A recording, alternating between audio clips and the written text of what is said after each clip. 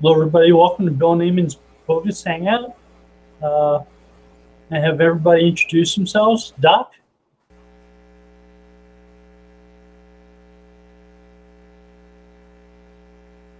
Yeah, you should unmute. He's not muted. Experiencing technical difficulty. I think so. Why don't you introduce yourself, Terry? Hi, Terry Van Horn. I'm with SEO Training Dojo, SEO Dojo Radio, a few other places, web developer, many other talents. Doing some PPC right now. That's about it. I'm Bill Slosky. I'm the author of SEO by the Sea and the director of SEO research at Go Fish Digital. Working on a couple blog posts right now. Some stuff about spoken and something about quality scores for queries, which I think would be interesting. So it talks about click-through rates for queries to determine the quality scores of those queries, whether they have long clicks or short clicks associated with them. Doc, are you with us? Any problems with your speaker? Microphone.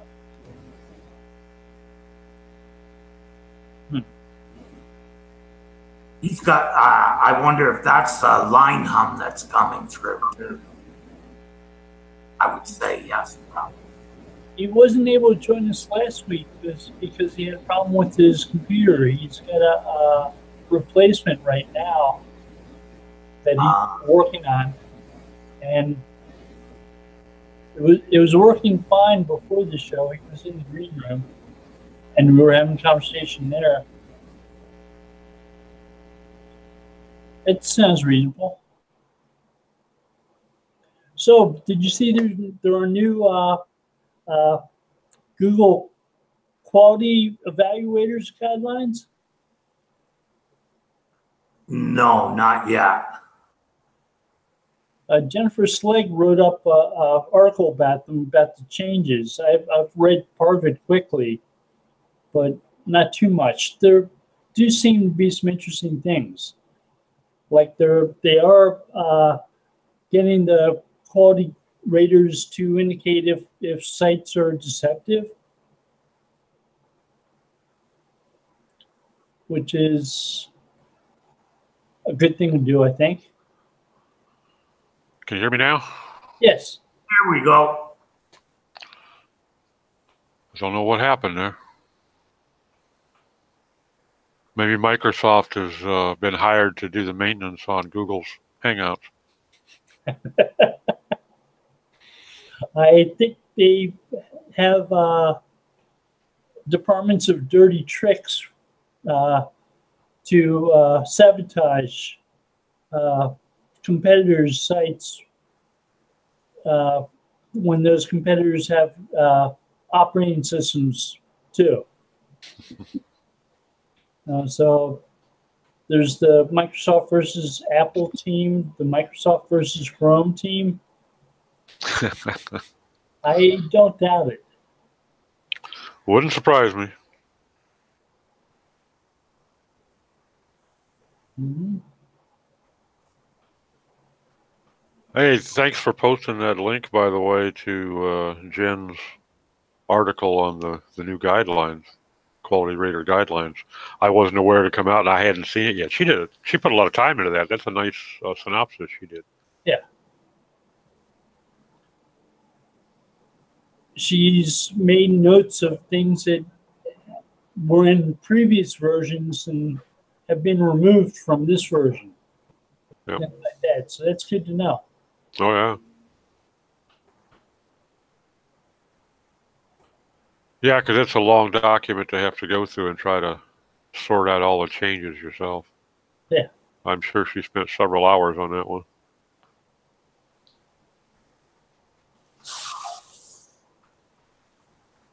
and she's hardly swimming in spare time with the amount of time she already puts into that thing. So I think as a site owner, there's lots of value to seeing what they're telling quality raters, what's valuable and what's not, how to present stuff. I think there's value in that. oh, absolutely.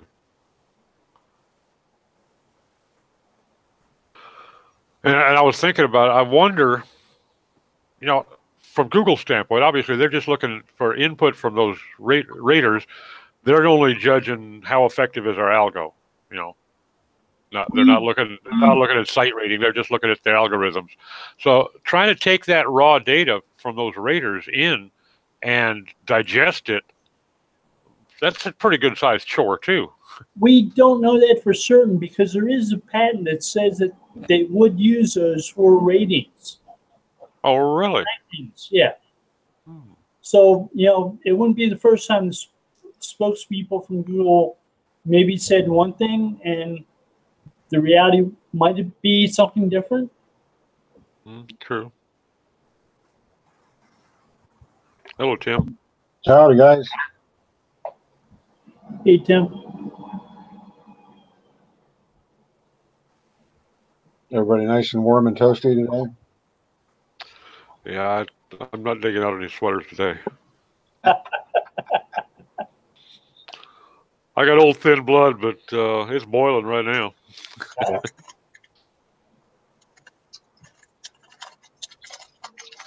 Can I ask an indelicate question? The person that died yesterday, was that an unexpected event? Yeah. The one okay, that's really sad then. Yeah. I didn't know him or anything about it. Sorry to be a downer here. Yeah, he's a real popular guy. Oh. I didn't know him very well myself, but I know he was pretty highly thought of as, you know, friendly and helpful, and Well, bad then. Always too bad anyway, of course. oh, sure, but he's got a little boy who I'm guessing is under 2 years old. Ooh, Probably wow. closer to 1. That's a damn shame, too. That really is. I noticed this morning they had set up a GoFundMe yesterday. Probably midday yesterday, and as of this morning, they had raised nearly 15 grand already, which was nice. Okay. I know he didn't have any life insurance. I don't know if Heather works or not. So, if you figure 15 grand, hell, most of that's going to go this week. Just final expenses, yeah. Yep. Wow, that's too bad. Heck, I have a term life insurance policy that expires in 2 months.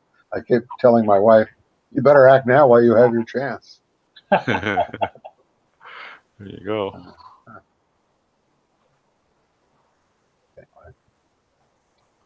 How's everybody doing besides that?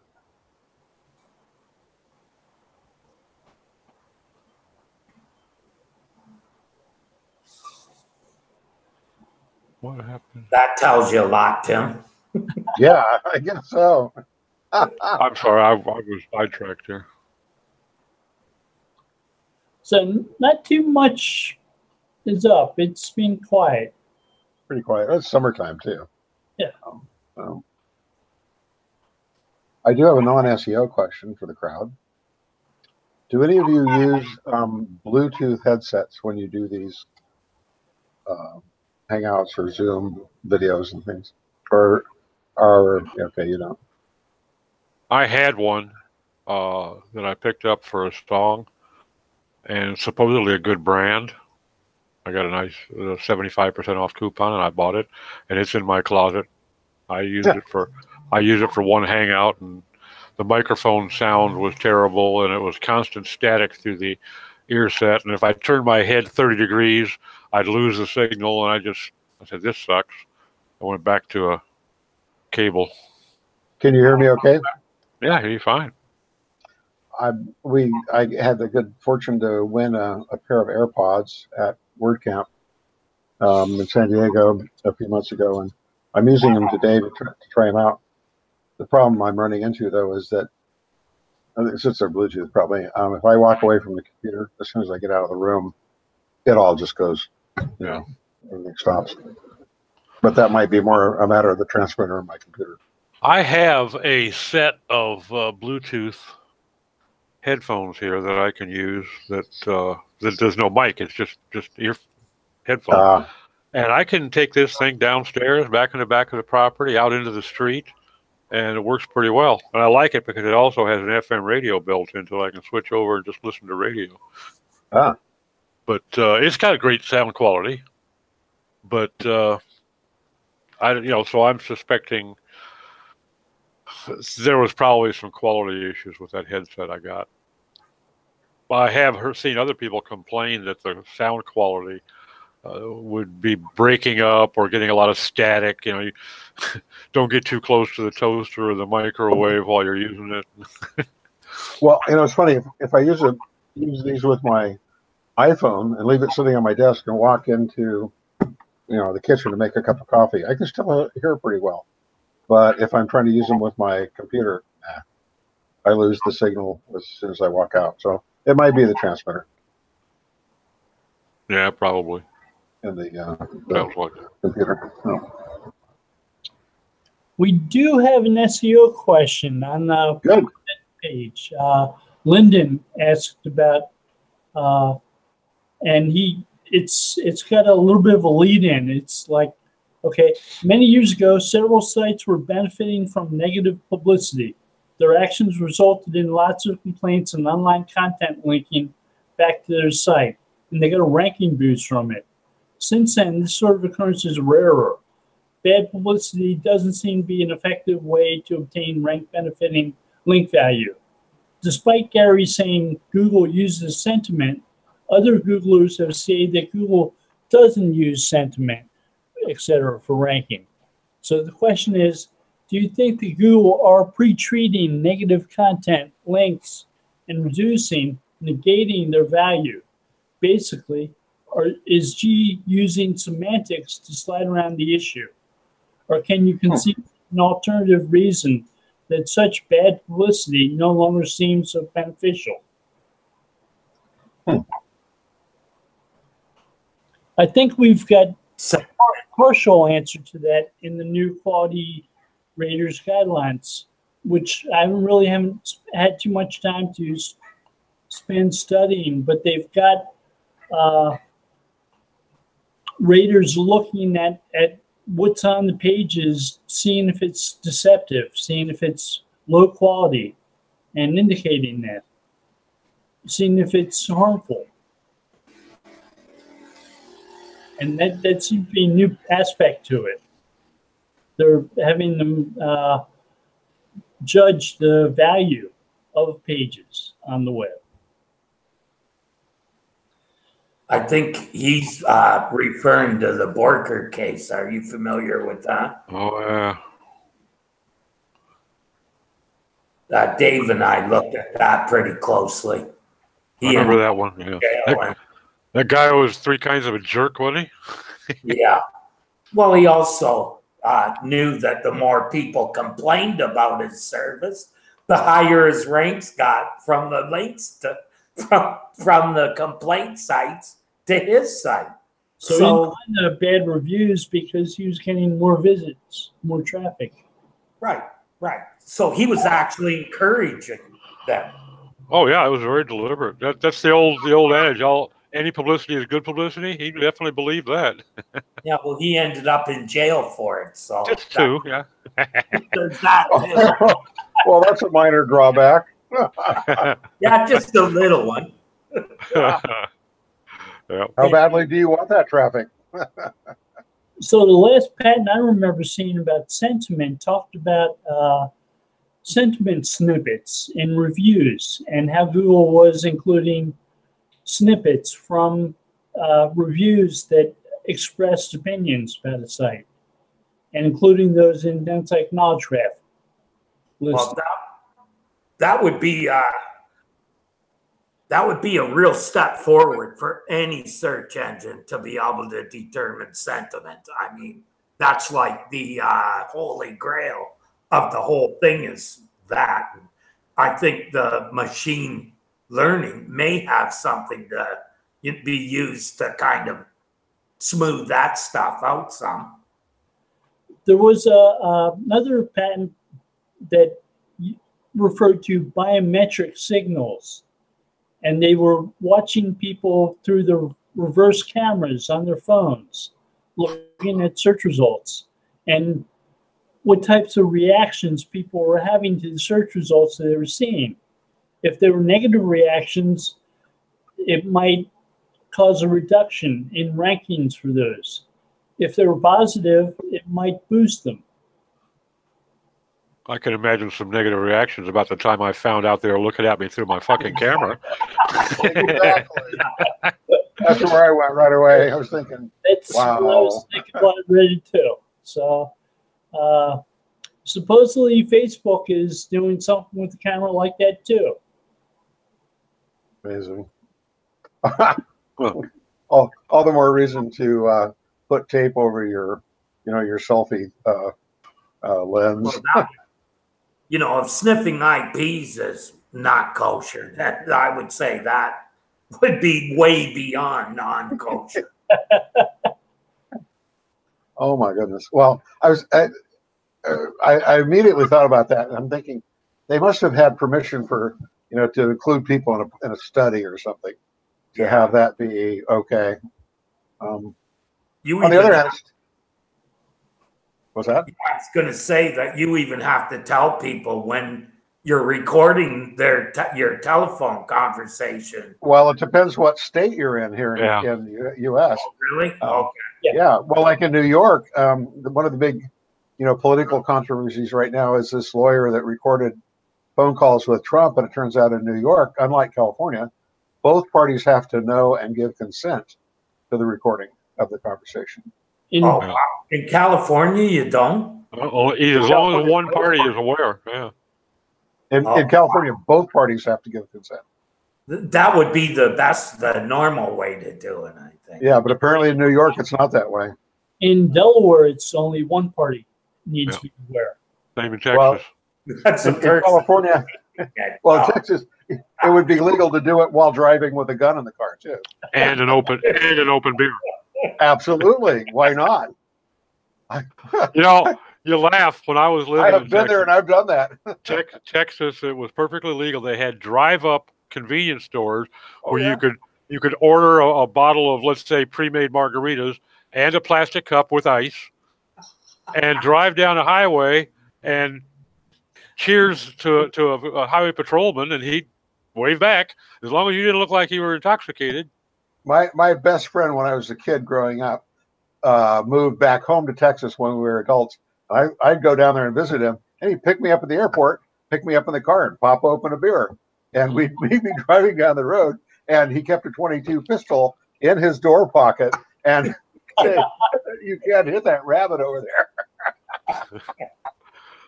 Oh gosh, I loved it down there. Yeah, well, but anyway, I forget, how do we get off? Oh, the privacy issue.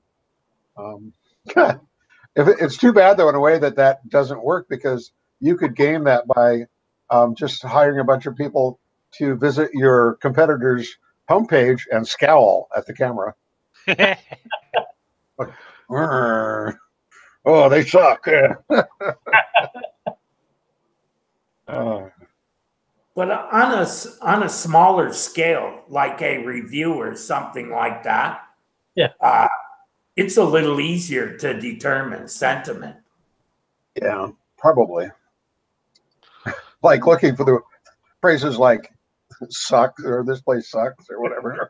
Well, yeah, to a degree, but then I mean, we're a long ways from any kind of program being able to detect sarcasm. Yeah, true. Well, yeah, it could. What if they wrote something like "this place"? This place does an exquisite job of sucking. They are wonderful at. top sucking business in the state. Oh man, I tell you what, I do a lot of reviewing now on Google. Partly to get my points up to on my local guide account, but people. Yesterday we went to lunch with or dinner with my parents, and the manager came over and asked how things were, and my mom complained about her meal, and the manager blew her off and just dismissed it and went on and asked the next party, my dad, well, how was yours? And I stopped her and I said, are you serious? You just dismissed what my mom said totally. So I left him a negative review and I said that. There you go. And I hope that somebody reads that. I don't know. Crazy. Well, I do see certainly excerpts of reviews or snippets of reviews in the knowledge panel. So they're somehow extracting meaningful phrases anyway. Why not begin inferring sentiment from it? I'm not sure. So what would they do with that? How would they make use of that? They were presenting them in the knowledge panel just for informational purposes rather than to rank places. Uh-huh. Right. And Lyndon was asking whether there was a case where a person used negative reviews because they got all linked back to his site from the negative reviews. It actually helped his ranking. No, I So understand. he was encouraging the negative reviews. And he was just saying, I think he was wondering if Google hasn't got to the point with analyzing sentiment that they could stop that or pick that up now. There have been people hypothesizing for years that Google ranks pages on the basis of sentiment, but there's been very little actual proof of that. I think it's coincidence, like a lot of people think things are, gospel in SEO, and it's just coincidence. Yeah, not correlation between social and ranking for one thing. There's lots of those. So, but here's the way I look at those things. Usually where there's smoke, there's fire. And I want to be where the fire is getting nice and warm. Unless it's the house burning around. Good analogy. Yeah. And then there are people who say there's no such thing as bad publicity. Oh, as Doc said earlier. I don't necessarily agree with that. I don't. Well, it could depend on the nature of the publicity. So if it's something, if it's something that is just sort of sneaky sounding, you might get away with that. But if it's something like, 2-year-old dies in chemical spill, that's not going to be good ever. Really awful stuff. And of course, the people reporting on events. Now, this is more not a review thing, but news related. The media can spin things in its reporting, and then I wonder what Google would do with that if it can pick up on sentiment. What if they can pick up on bias? Well, the Raters Guidelines was asking quality raters if sites were deceptive in nature. That's in addition to it, the one that just came out. So if it's like some of the people who have the news websites where they're criticizing other people, trying to make them look bad, saying negative things about them that aren't necessarily true. So the U.S. government hired them to stop the Russians. And to get even with Canada for burning down the White House. Oh, Lordy. Well, so I don't know if you've ever been in this position. I have. I actually worked for a chemical manufacturer here in Oceanside back in the late 70s, early 80s. And we did have a couple of scary-looking puffs of harmless, what looked like smoke coming out once or twice, which is just bad publicity. But the local paper assigned a writer to cover us all the time, and he had a particular bias against chemical companies because of something that happened to him in his youth. So you know that you're going to have a really bad experience when your company is the subject of an entire Sunday supplement in the local paper. And that's what we were. It was really nasty. The thing where they would write literally, like a 20-page hit piece against us, and then call at it was going to run Sunday morning. Call it Friday at 4:30 p.m. to ask if we had any comment. Mm-hmm. So why am I ranting about that? That used to be common practice. Yeah. Yeah. I did that once to the governor of Texas. Well, that's interesting. I did a roast on his ass, and I found out he was going to be. We had a 2:00 interview set up, phone interview, on Friday, and I got a call from one of his secretaries saying that he was taking an earlier flight. They're going on a weekend vacation with his family, so could I move it up to 10:30? So I had the interview. I wrote the article and called his office at about 1 in the afternoon to ask if he'd like to comment before I published. Well, he's not here. Oh, okay, thanks anyway. Loved it. A little yellow journalism, but it was fun. Yep.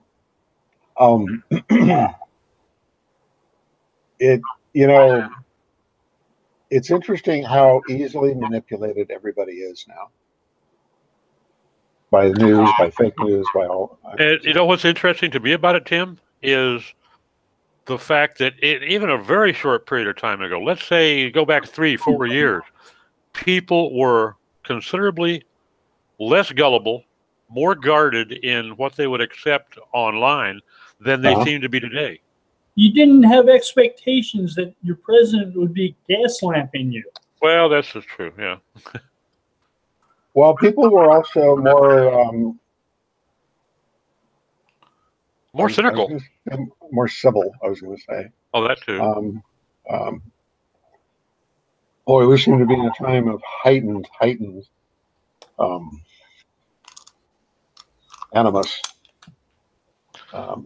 in online stuff. I think that's definitely true, but my point is that people used to question something, is this true? And now it's just so many people just seem to they go back to the old joke of it's on the internet, it must be true. They read it. If you see it on Facebook, then you got to copy all your friends and change your opinions accordingly. And I just, good Lord, people, how much evidence do you need to see that half of the shit out there is bullshit? From all sides, Yeah, I think it partly is when people get revved up in their emotions about this stuff, and then they see something that if they stopped and thought about it, it's obviously got to be wrong, and yet they're so stirred up at that point they share it out to all their friends. This happened to me just this last week. I forget which day, but in case you all haven't guessed, I'm a little conservative in my point of view. I might be a little bit to the right of libertarians, but one of my friends sent me an image, and it purported to show the Obama family all wearing Che Guevara, apparel, the classic image of Che.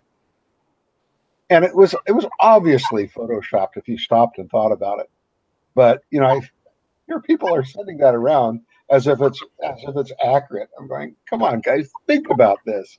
It's just stupid to think that even if they did want, so regardless of how they feel about a particular figure, somebody as controversial as that anyway, I doubt if they would be foolish enough or whatever you want to call it to all go out and put on T-shirts and dance around in a square somewhere with them on. So, Craziness. Holy Hey, Christ! I know this? her. Who is this strange woman? She used looks- to live in She Oceanside. looks vaguely familiar. Hey. Hey, Kristen. Hey, You guys Kristen. are on a good topic that I could actually maybe contribute to.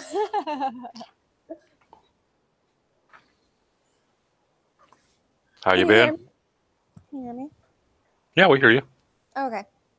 I'm Kristen. So you know why the Obama family were all wearing Jacob Era T-shirts? Why is that? Besides, somebody had photoshopped it. Kristen was saying we hit on a topic that she has some awareness of. Oh, yeah. By the way, I'm switching over to my wired headset now. I've caught most of the discussion. I was riding my bike back from an appointment, so I'm like really super sweaty. Hot in Arizona? Yep. Yeah. I think it's like 107 now.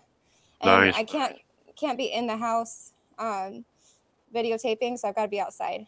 So you know I love you.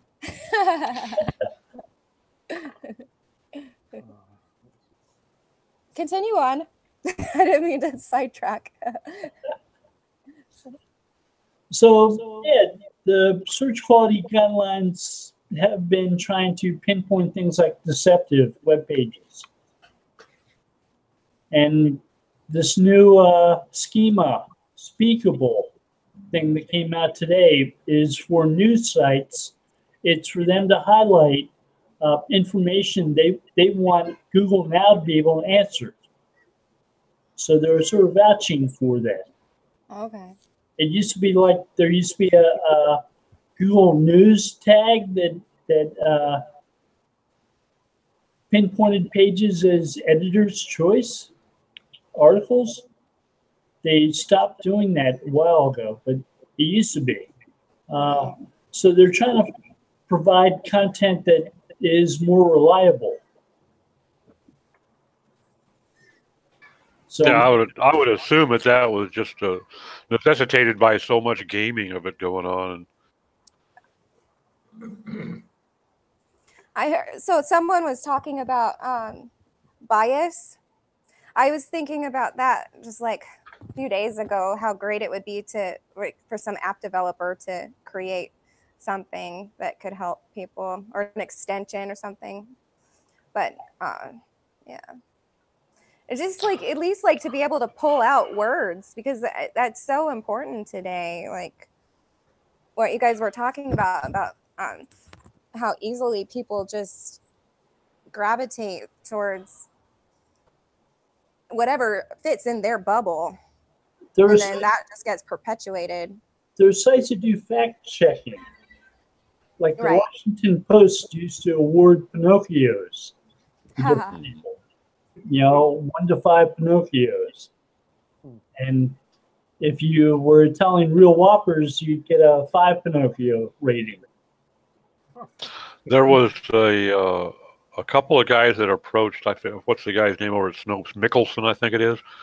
That approached him 2-3 years ago, wanting to get basically API access to Snopes, so that they could build an app that would pick a snippet out of an article or a post and automatically run it and see if Snopes had anything on that particular topic. And apparently, I don't know if it ever got to the point of negotiations, but the relationship never gelled, so it never happened. That could have been a nice thing. Yeah. Yeah. There were people attacking Snopes as a very biased source of information because people kept on using it to say, no, your story is lies. It's incorrect. Snopes says so. I do not believe that they're biased. I do not believe they're biased either. No. I've seen them go both ways on some controversial issues. I think that it's very difficult to totally divorce yourself, your feelings on a topic. But I think, they've made a very conscientious effort to be unbiased in their reporting. And particularly since all those attacks were generated, They know that they're under a microscope.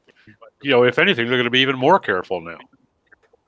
But I don't believe that they were ever biased. No, I think that was just, they were used as a pawn to help attack the credibility of some articles. And Washington Post with the Pinocchios, it's something they've been doing since before Jeff Bezos bought them. Yep. And our president seems to attack Jeff Bezos Industries on a regular basis, including the Post. He attacks press organizations on a regular basis. I forgot about him owning the Post. Did he ask Alexa to buy him a copy of the Post? Oh crap! I'm gonna guess that you don't like the Washington Post, Tim. I'm gonna guess. Who, me? I would guess that you wouldn't like the Washington Post. There's a lot of echo. Yeah, somebody's got. Oh, Somebody my sound. have your speaker turned on. Somebody's on speaker.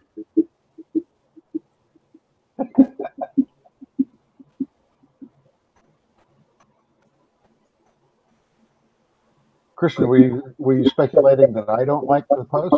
The Washington Post, yeah. I don't care. Hey, you know what? I actually don't read the Post, but I do read a lot of stuff from the New York Times. So how about that? As well as other stuff. I'll tell you a story. I installed Chrome enhancements or whatever add-ons that is supposed to filter out political posts on Facebook. I didn't see posts from any of you guys after that. So I uninstalled it. I didn't see any of my tech friends. We do tend to lean a little liberal, don't we? Hey, I worked in Silicon Valley in software for a long time. I'm totally used to it. So. But you know what? I enjoy reading. I seek out posts or people that I know are of different viewpoints because can't live in the bubble. To be honest, I don't. So if I see something that I want to comment on, I almost always try to stop and say, for the sake of what? You know? So. Well, you're rarely going to change anybody's mind on a topic these days. You know, if they're open-minded, you might just get by with something like, well, have you considered the fact that maybe this contributes? That's about as aggressive as you can get without getting a flame war going, you know? I forget what it was. There was some thread I had going, it might have been on my page, about something that involved law enforcement. I don't remember what it was now. And it was interesting because one of my childhood buddies, who is now a retired sheriff's deputy, chimed in and kind of corrected me on a couple of things about process, and I really appreciated that. And we're not that diametrically opposed politically. We're a little bit, not on the same page, but I appreciated her doing that. And it was more a question of legal procedure than anything else. I've got a son who's in the Secret Service now. A grandson rather. So. Well, you're on the air, so it's no longer a secret, Tim. Yeah, that's right. Blew that secret. Well, he's not plainclothes, let's put it that way. So, anyway, I have many grandsons, so somebody would have to figure out which one.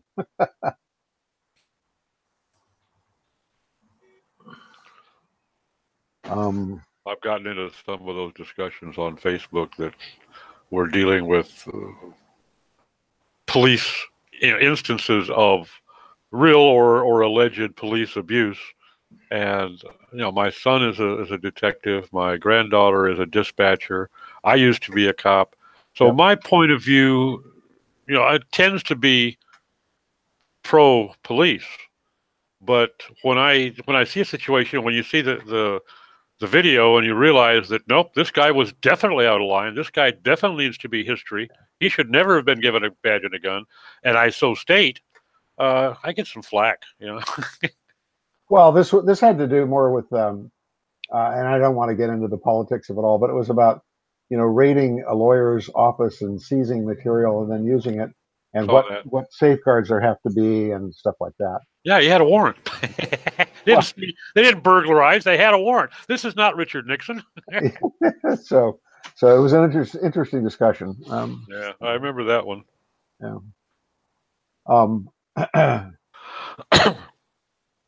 Actually, I do have an SEO-ish sort of thing. I'm about to rebuild a website for a new client, and the site organization is, as it sometimes is, just horrible. So I'm going to be moving stuff around and changing the nav structure and everything. And I'm thinking there's got to be some easier way to automate some of the repair work of all that rather than just manually keeping track of 301ing. But I don't know a way. Does anybody else know? No, I don't think there's any way to automate it. But I would interject one piece of advice though. If you can possibly afford the time, try to do one thing at a time and give it a week or 10 days to settle out before you do the next thing. Otherwise, you make 4 changes and something tanks or something improves and you have no idea which one was responsible for it. Well, and that's great advice. I appreciate that. It may be that in this case it wouldn't matter because these guys don't have any traffic anyway. Their site is so. That's a good step. That's almost a plus, yeah. Maybe it doesn't matter. Not like they're going to lose a lot, right? Well, they've got, let's put it this way, they've got 3 levels of menu navigation in some cases, including their services page is 2 levels below the About Us page. That's where they describe their services. So, yeah. Related would be my question. Yeah. So, not to mention 5 levels deep. Well, the only thing I know that will offer to automatically, set up redirects for you is Yoast, but that's, even then, it's not foolproof, and it's also. And cue Terry. Well, we've talked about this. That's the only reason I don't need to say anything. Yeah. I feel. No, I would speak out against that practice to using Yoast for redirection too. That's. It will remind me sometimes if I move stuff around, so I do like it. I wish it was something else that would. I'm not sure that it's necessarily a good idea to be automating information architecture. Well, it's not. Let's put it this way: it's noticing, it's offering to change it, but it leaves it up to you to decide. It's not like it's doing it automatically. And in this case, Bill, I would look at it and say I'm going to gain more SEO-wise by changing them than I'm going to get by leaving them as they are. Well, yeah, I mean, this one's so bad that they're total anyway. So I mean, I remember when a columnist for PC World wrote an article about how SEO was terrible. That he had just changed a personal website and redone it, and he lost all his traffic. Of course, he lost all his traffic because he didn't bother to set up the redirects. I don't do it every time. For what? He didn't bother to set up redirects. He changed URLs, but he didn't redirect them. What magazine was he a columnist for? PC World. eWorld? PC World. Ah. Well, that might be an explanation right there. Right. He was so busy writing about software and rating software that he didn't bother to learn any SEO. Yeah. He should have been writing for Forbes then. What's that, Don? I think he should have been writing for Forbes then. They got a lot of guys over there that write about SEO. They don't have a clue what it is. Lord. I will have you know that I was on the cover of PC World once. Were you? Yeah, along with about 300 other people. I went to some trade show where they took pictures of everybody who came to their booth. We were all little tiny thumbnails on the cover of the edition that they published after that. Bill, I was just reading the Raiders guide First time I had a chance to look over anything today, so we've been kind of discussing it a bit.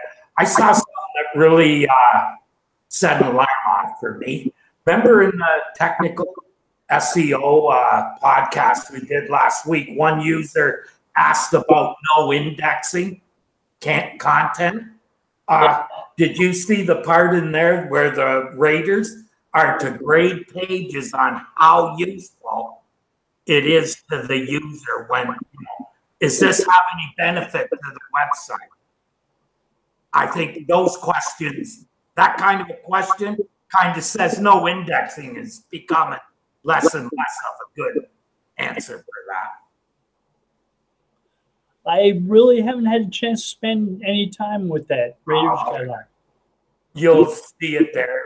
There's quite a few changes from what I could see in how they're looking at content differently than they have in the past.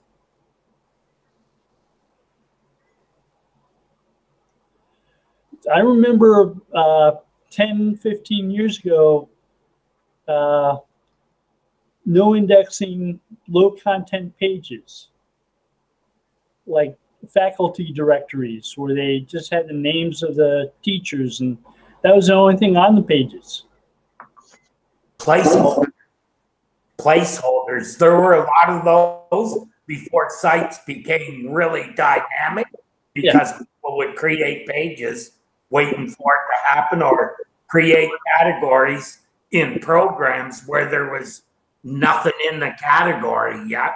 I remember having to go through sites and say, well, when there's nothing in the category, don't display it. Right. And I came across another faculty set of pages on a college site not too long ago where all the pages were linked to each other on that faculty list, and they were all no indexed, the links. Oh, wow. It's like, really? Why? Really? The probably most important thing at a school, the faculty, and they don't want the information on the internet. Well, it's just the names of the professors. There was no other information about them. It's like, if you've got a faculty, have some pride in them. Tell us about them. Tell us where they went to school. Tell us what they specialize in. What have they published? Put something valuable on those pages that people say, hey, this is my professor. I could see things he's done. I could see them maybe being able to justify in some instances doing no follow, but no index, that's just asinine. Yeah, I don't know why. I've always looked at when I'm going to add content to a page. Why am I doing this? Am I doing it just to have words on a page? That's not SEO. I'm not sure what that is. But you should make it have a reason to be there. Yeah. Marketing 101, yeah. If it's not giving you any value, why the hell wouldn't have it? Right.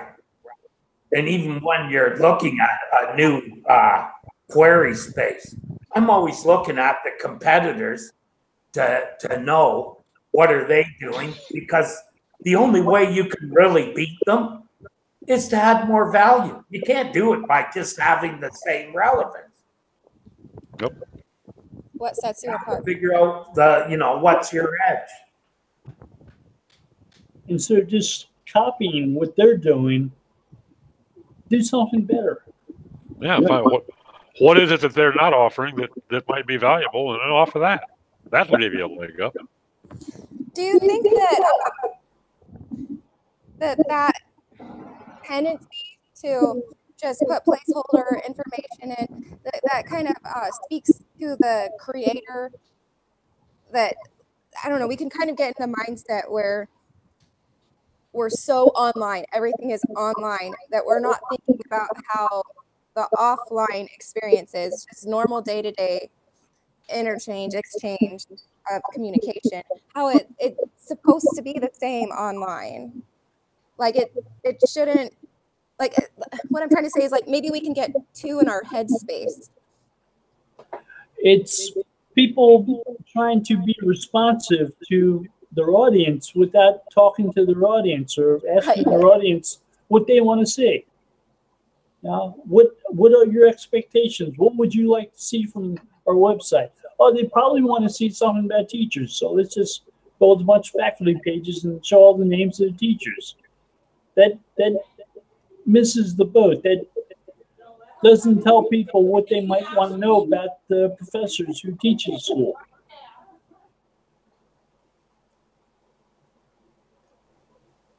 I mean, if you can't provide that kind of information, you're not giving people the type of thing they might want to know when they're deciding what classes to take. What else has this person taught involving this? What have they written about it? What did they go to school for? What did they specialize in? What did they write a college thesis about?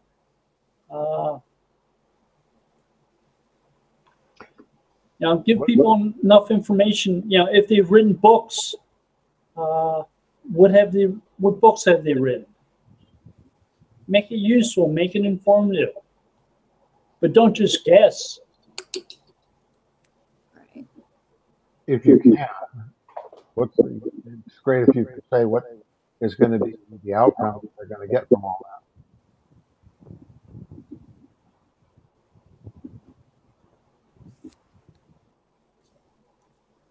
No, I don't know much about university settings, so I know normally what I would talk about, though, in case of most of my clients, is the outcome in terms of their lifestyle, their quality of life, and things like that.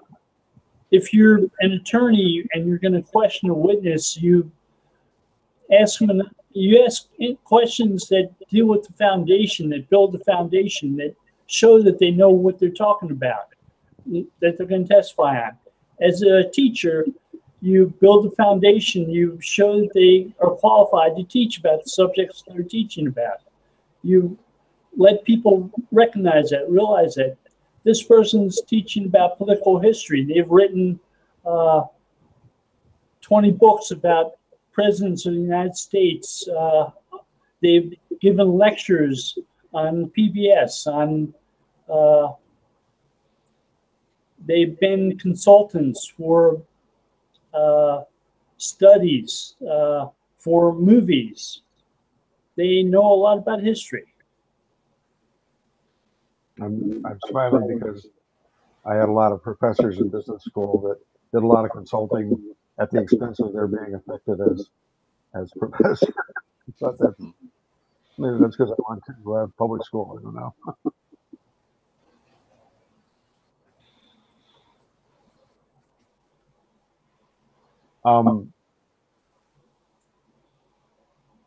Yeah.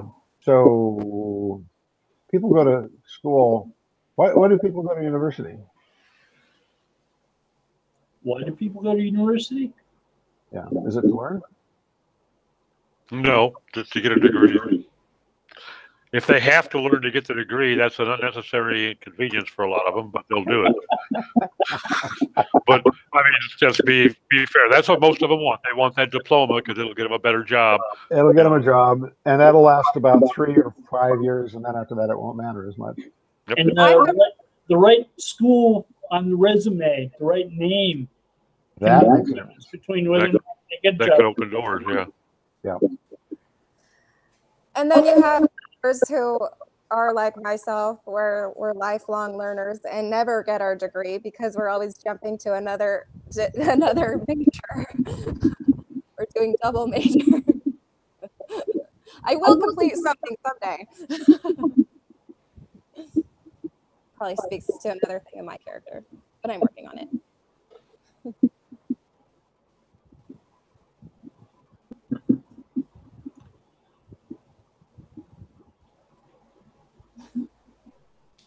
Well, university serves a really good purpose for some people. If their aspirations are to build a 6 or 7 figure debt that is going to take them 35 years to pay off, there's very little that is quite as effective as either buying a mansion or going to the university.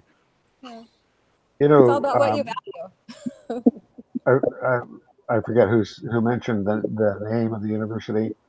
The other benefit to that I've seen is if you've been to a place like Stanford or MIT or Harvard or someplace, it's the connections you make. Oh yeah. Not that I ever did. I went to San Diego, good school, no connections.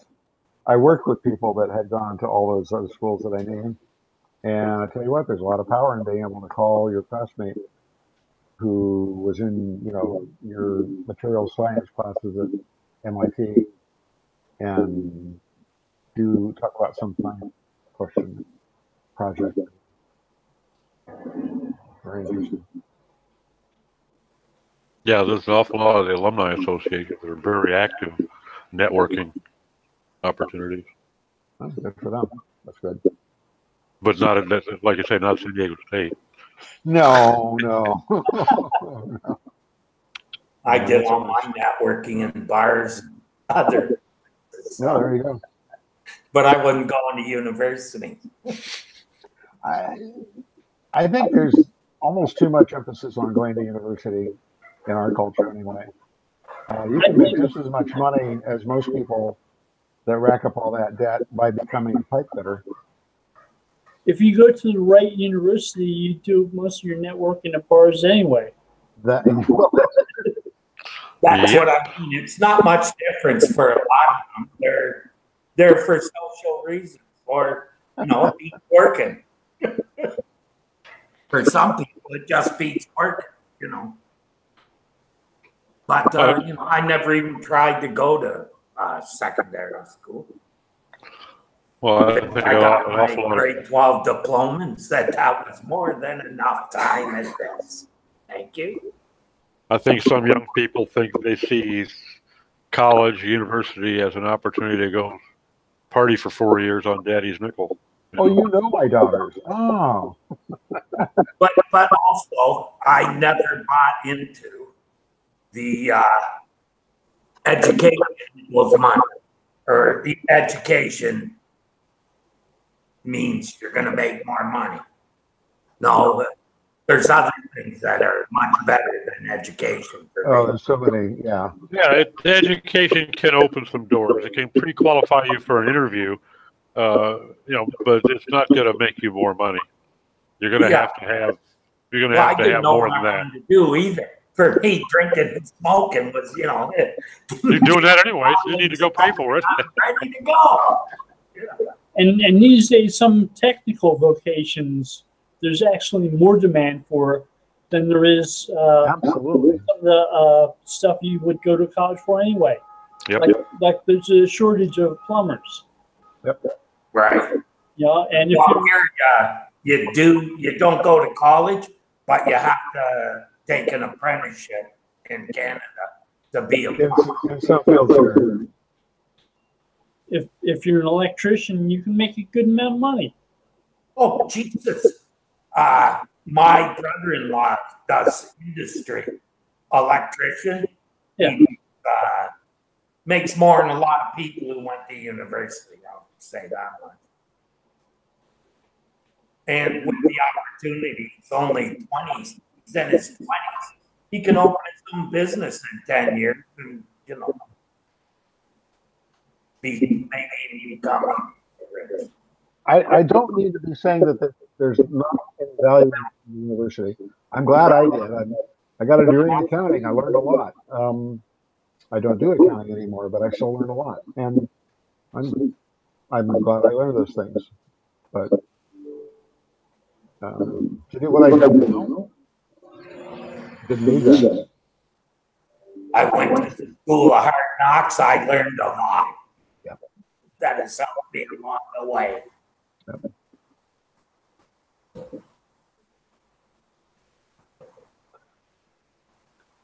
I learned a lot about how to do SEO in law school. Just doing legal analysis of cases and factual analysis of cases. It was a lot like doing the same type of thing with the website. You know, why is this part here? What's relevant about this page, to this topic, to this site? Isn't too different from looking at what's relevant in a piece of evidence, in a court case. I've never been in law school, but I've heard at least that you do receive training that we don't get in most other majors, like in logic and things like that.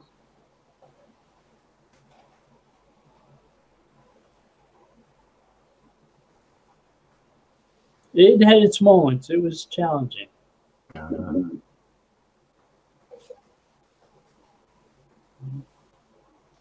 I'm smiling because I'm thinking back when I worked at Borland on the C++ team, we used to talk about people, language lawyers, and how as C++ evolved over time, how people got into passionate arguments about the way the syntax should evolve and all these constructs and everything, and they literally became kind of like lawyers in that field.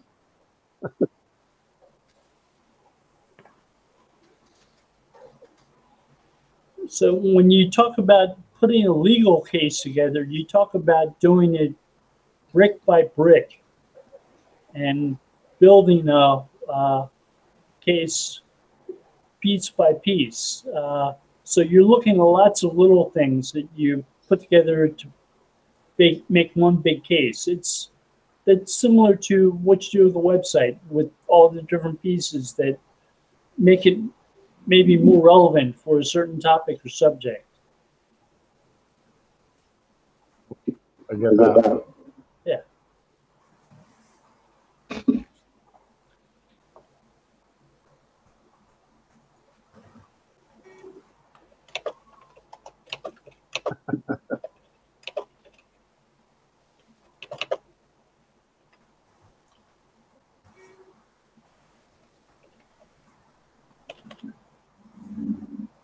Well, listen, guys, it's a little bit after 1, and I've got another call coming up in a little while. I'm going to drop off. Thanks, everybody. Nice seeing you. And Kristen, nice to see you for a change. Later, Tim. You too. Mwah. Take care, Tim. Take care, everybody. Bye-bye. I think it's time for us to close the show for the day. Thank you, everybody. Hey, good seeing everybody. Nice treat, Kristen. Glad to hear you haven't left the planet. I haven't left the planet. I'm around. I'm doing better every day. Cool.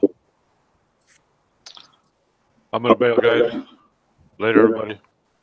Oh, I need to stop broadcast.